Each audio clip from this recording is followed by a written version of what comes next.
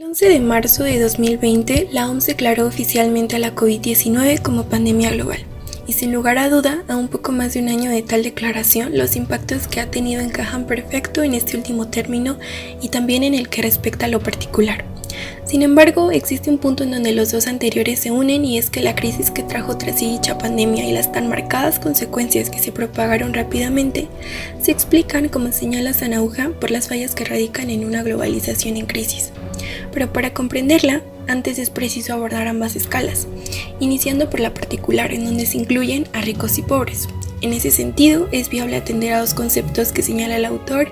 Beck Ulrich: riqueza globalizada y pobreza localizada. Beck dice que la globalización y la localización pueden ser las dos caras inseparables de la misma medalla,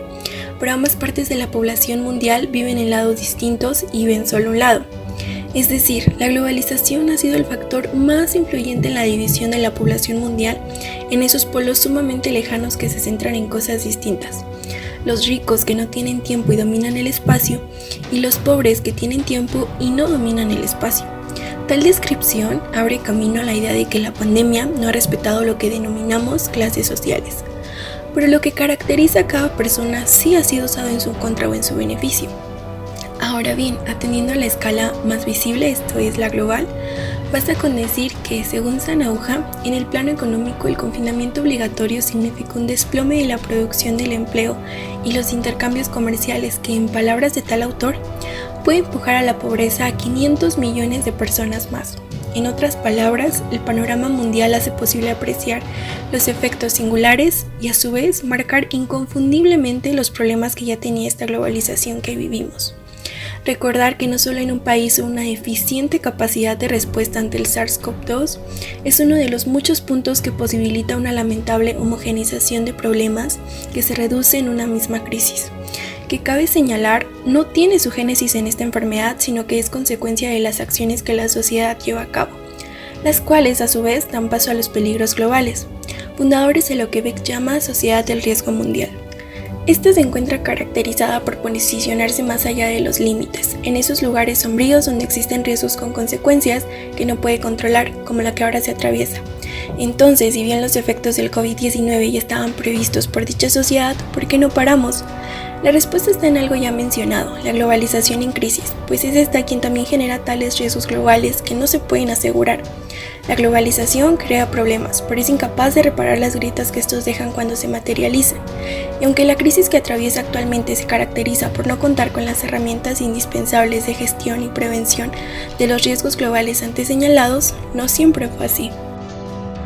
Inicialmente, la globalización y las políticas de ajuste que de ella derivan han inducido un nuevo marco macroeconómico, caracterizado por la estabilidad monetaria, el control de la inflación, la liberalización del mercado de capitales, la desregulación económica y la privatización de empresas públicas en casi todos los países. América Latina está integrada en la nueva economía global, pero de forma desigual, con altos costos sociales y económicos en la transición y con amplios sectores sociales y territorios excluidos estructuralmente de ese proceso de modernización e integración económica, suscitando tensiones sociales y deterioro medioambiental. Ahora bien, es necesario mencionar que, de cierta manera, la globalización genera tres identidades distintas que coexisten de forma articulada: la étnica, la regional y la nacional. La étnica, para la mayoría de países latinoamericanos, es una identidad específica de comunidades que son minoritarias, marginadas u olvidadas, por lo que difícilmente se ha constituido en principio de identidad más allá de los sectores movilizados por una lucha específica, generalmente defensiva. La identidad regional también se ha manifestado con más fuerza en el espacio público en la década de los 90, marcando comunidades más allá de la cotidianidad y el costumbrismo, pero a lo largo del siglo, el principio identitario dominante en toda América Latina ha sido la identidad nacional, que afirmaba un proyecto de desarrollo y una especificidad a la vez frente a los países poderosos. En resumen, el Estado-nación latinoamericano dejó de ser nacional en la década de los 90. Como consecuencia, se rompió la alianza tradicional con los sectores medios urbanos y sectores populares organizados, que son aún la base del sistema político latinoamericano, y la ideología del mercado sustituye a la ideología de la nación. Pero la crisis del Estado es también consecuencia de la descomposición de la clase política en muchos países, como resultado de dos procesos interrelacionados que desembocan en una práctica política autodestructiva, la política del escándalo. El primer proceso es la penetración del Estado y del sistema político por redes criminales organizadas. Está en el ejemplo de la violencia que sufre México con los cárteles del narcotráfico. La corrupción resultante de esa penetración criminal deslegitima al Estado y bloquea su capacidad de maniobrar en momentos decisivos de su reorientación. El segundo proceso es la nueva forma de competencia política, la política informacional. Se trata de que los medios de comunicación se han constituido en el espacio preferente de la política, porque el arma de la lucha política esencial es destruir la credibilidad del adversario. La crisis del Estado se desdobló de la crisis del sistema político. La deriva política conduce a la deriva de la identidad. En muchas ocasiones, el contexto político y mediático influye en la manera de cómo la sociedad percibe los riesgos a los que se enfrenta. Por un lado, existen crisis muy graves que acaban muy rápido con la vida de las personas y que movilizan a los medios de comunicación y a los poderes políticos. Y por otro, crisis severas que se desarrollan lentamente y pasan desapercibidas, incluso cuando tienen mayor mortalidad. En este sentido, la pandemia de COVID-19 es un claro ejemplo de una crisis grave. En cambio, la contaminación atmosférica es un ejemplo de una crisis severa a la cual no se le ha dado mucha importancia, a pesar de que, según datos de la OMS, este problema, que forma parte de la crisis ecológica y esta a su vez sea producto de la globalización, acabe con la vida de 7 millones de personas al año. Si bien de alguna manera la pandemia puede controlarse, la crisis ecológica es irreversible y solo se pueden reducir sus efectos. Por lo que, como bien dice Sousa Santos, la pandemia es una muestra del modelo de sociedad mundial que inició a principios del siglo XVII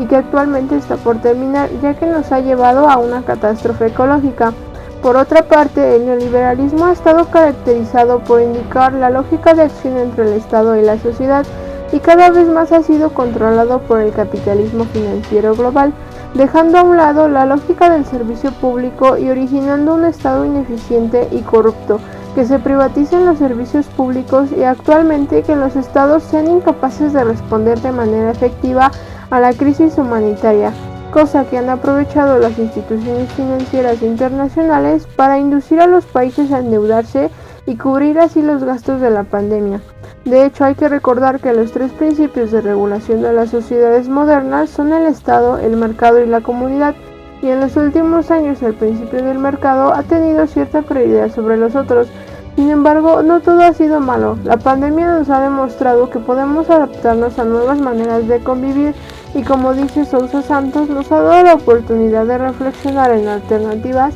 acerca de cómo vivir, producir, consumir y convivir en un futuro, ya que sin estas alternativas será muy difícil prevenir nuevas pandemias que seguramente serán más nocivas, y sin duda cuando termine la pandemia muchas personas regresarán a visitar centros comerciales, playas, restaurantes, etc., pero sobre todo desearán volver a encontrarse con sus familiares y amigos. Sin embargo, regresar a la normalidad va a implicar superar muchos retos, porque así como las personas van a regresar a sus rutinas,